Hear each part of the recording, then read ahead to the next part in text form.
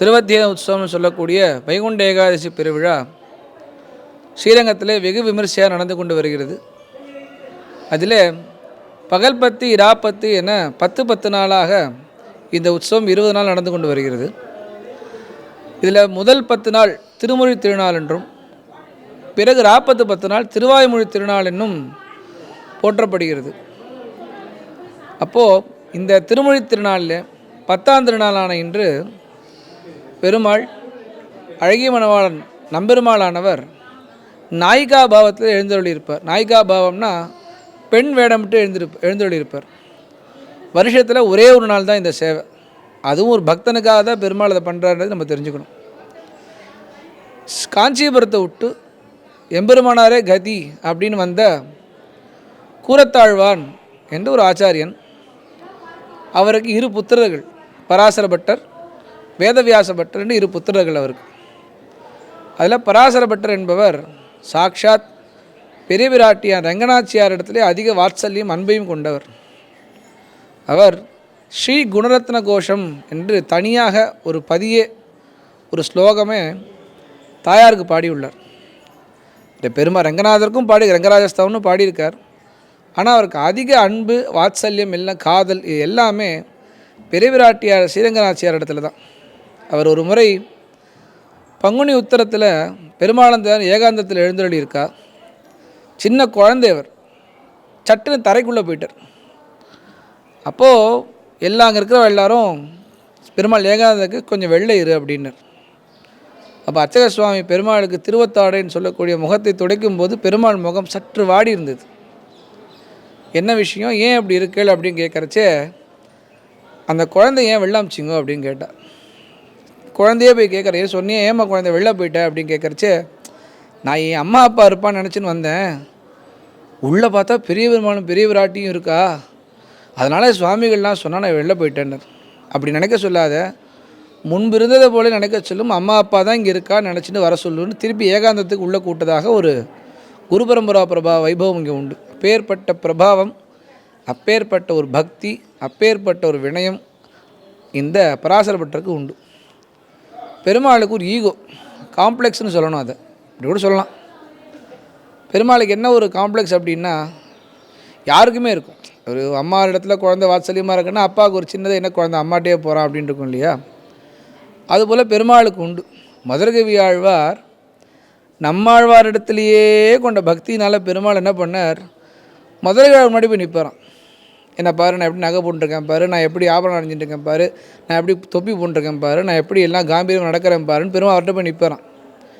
ஆனால் மதுரகையோட கையை இப்படியே வச்சுன்னு போயிடுவாரான். அங்கே நம்ம கதிரின்னு கிடக்கிற துண்ணும் சோறு பருகும் நீர் தின்னும் வீட்டில் எல்லாம் கண்ணன் அவர்கிட்ட கதிரின்னு கிடக்கிற அவர்கிட்ட போல். இதை மாதிரி பெருமாளுக்கு ஒரு காம்ப்ளெக்ஸ் உண்டு எப்பயுமே. காம்ப்ளெக்ஸ்னால் பக்தனுக்கு இறங்குறாருன்னு நம்ம சொல்ல வரோம். இது நம்ம ஒன்றும் பெருமாள் தப்பாக சொல்லலை, பக்தனுக்கு இறங்குறான்னு நம்ம சொல்கிறோம். அதில் பெருமாளுக்கு ஒரு ஆசை, சரி நான் ரங்கநாச்சியார் மாதிரி வேடம் விட்டுக்கிறேன், அப்படியான இவன் பார்க்குறானா அப்படின்னு சொல்லி பகல் 10ஆம் திருநாளில் அங்கே ராவணவதம் அங்கே அரையர்கள் நடிச்சு காண்பிச்சுட்டு இருப்பா. அப்போது பராசர பட்டரை கூட்டு, அர்ச்சகரை கூட்டு, எனக்கு பெண்ணை போல் வேடம் விடும் அப்படின்னர். இது என்ன சுவாமி அன்யூஷுவலாக இருக்கேன்னர். நான் சொல்கிறது நீ செய் அப்படின்னு சொல்லி அர்ச்சகரை பெருமாள் உரிமையோடு செய்ய வைக்கிறார். அர்ச்சகாலம் பெருமாளுக்கு தாயாராக வேடமிடுறார். தலையிலே சௌரி, நெத்தியிலே பட்டை, கலிகோத்தரா, சூரியன் சந்திரன், அடுக்கடுக்கான பதக்கங்கள், கையிலே ஒரு பேங்கிள்ஸ் சொல்லக்கூடிய வளையல், அப்புறம் தாயார் சாற்றக்கூடிய ஹாரம், அங்கே நெத்தியில் சூடாமணி, தோடு, தாயாரோட திருமாங்கல்யம் எல்லாத்தையும் போட்டுண்டு பெருமாள் ரெடியாக பராசரப்பட்டருக்கு பார்க்குறதுக்காக ஒரு பெண் வேடம் விட்டு உட்காண்டிருக்கார். அர்ச்சக சுவாமியை கூப்பிட்டார், பராசரப்பட்டரை அழிச்சுட்டு வா அப்படிங்கிறது. பராசரப்பட்டர் அங்கேருந்து வரார். பார்த்ததும் பெருமாளை பார்க்குறார். அடையப்பா பிரமாதமாக இருக்கியே, காலில் திருவடியில் கொச்சு வச்சுன்னு இருக்க, காலில் பூவெலாம் சாத்தின்னு இருக்க, காலில் மெட்டி அணிஞ்சுன்னு இருக்க, தாயார் மாதிரி இத்தனை ஆபரணங்கள் அணிஞ்சுன்னு இருக்க, கையில் கிங்கிணி வளையல் தாயத்தெல்லாம் அணிஞ்சுன்னு இருக்க, இத்தனை நகை சாத்தின்னு இருக்க, அடே தாயாரை போலவே நீ திருமாங்கல் சாத்தின்னு இருக்கியே, பழமாலை சாத்தின்னு இருக்கியே, மூக்குத்தி இருக்குது, நெத்தியில் பட்டாட சூடாமணி எல்லாத்தையும் பார்க்குறார். கண்ணை பார்த்தார். இப்படி கண்ணை உத்து பார்த்ததும் ஒரு கண்ணில் அஜாமலன் தெரிஞ்சான், பிரகலாதன் தெரிகிறான், அப்புறம் நம்மளுடைய எல்லா பக்தர்கள்லாம் தெரிகிறா. இந்த கண்ணை பார்த்தார். இந்த கண்ணை பார்த்ததும் கம்சன் தெரிஞ்சான். அப்புறம் பார்த்தா இந்த கண்ணில் பார்த்தா இரண்யகசிபு தெரிகிறான், இரண்யாட்சன் தெரிகிறான், ராவணன் கும்பகர்ணன்லாம் தெரிகிறான்.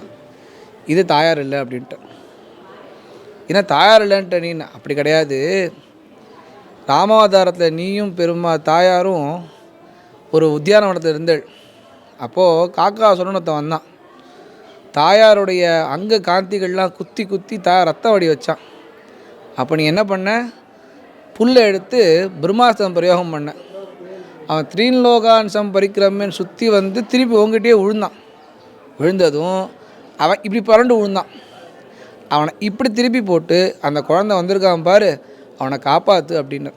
அதனால் எப்போல்லாம் எங்கள் அம்மா அவன் பக்கத்தில் இருக்காளோ அப்போல்லாம் பெரிய பெரிய பாபிகள் கூட காப்பாற்றப்பட்டா. எப்போல்லாம் எங்கள் அம்மா அவன் பக்கத்தில் இல்லையோ ராவணன், கும்பகர்ணன், சிசுபாலன், தந்தவத்திரன், கம்சன் இவெல்லாம் அழிஞ்சா. அப்போது உன்னோட ஒரு கண்ணில் சூரியன் தெரியான், ஒரு கண்ணில் சந்திரன் தெரியான். எங்கள் அம்மா கண்ணில் எப்போதும் கருணை கருணை கருணை கருணை கருணையே தெரிகிறது. அதனால் நீ என்னதான் பெண் வேடமிட்டாலும் தர்ம சம்ஸ்தாபனமாக இருக்கிறதுனால உனக்கு சில வதங்கள் செய்யத்தான் வேணும்னு இருக்குது.